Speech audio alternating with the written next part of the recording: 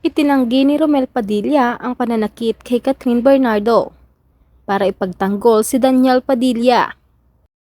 Iginiit ni Romel Padilla na walang katotohanan ng isang social media quote card na iniuugnay sa kanya, kung saan ipinagtanggol umano niya ang kanyang cheater na anak na si Daniel Padilla at binatikos ang ex-girlfriend na nakababatang aktor na si Catherine Bernardo.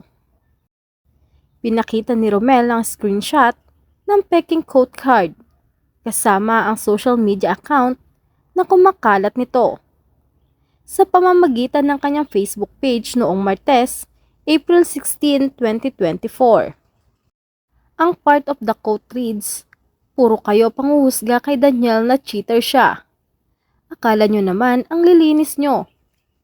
Ikaw, Catherine, kung hindi dahil kay Daniel Padilla, wala ka sa kinatatayuan mo ngayon. Alam mong gwapo yung anak ko. Dapat expected mo na, hindi mo na lang ikaw ang babae niyan. You all judge Daniel for being cheater, as if yourself is spotless. At ikaw, Catherine, wala ka sa kinalalagyan mo ngayon kung hindi dahil kay Daniel.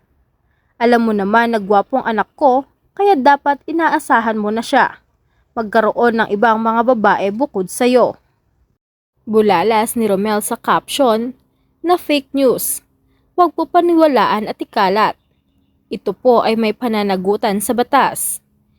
Idinagdag ang hashtag na kondenahin ang pagpapakalat ng peking balita. Tila humingi rin ng tulong si Romel sa kanyang kapatid, ang aktor na naging senador na si Robin Padilla. Dahil ang tanggapan ng huli ay naglabas din ng isang social media card na nagpapaalam sa publiko na ang viral quote ay hindi totoo. Ang pagpapakalat ng mga peking quote card ay naging laganap sa mga celebrity at nabiktima ng ilang artista, kabilang sina Sara Labati, Marian Rivera at Annabel Rama. Samantala, nagbigay ng pahayag si Daniel Padilla na hindi pa daw siya handa sa pagkakaroon ng bagong pag-ibig.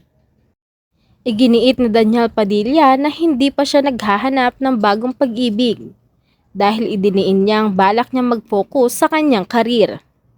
Sa kanyang panayam sa TV Patrol matapos ang kanyang contract signing sa ABS-CBN, tinanong ang aktor kung handa na ba siya sa bagong love life, kasunod ng breakup nila ng long-term girlfriend na si Catherine Bernardo noong nakaraang taon.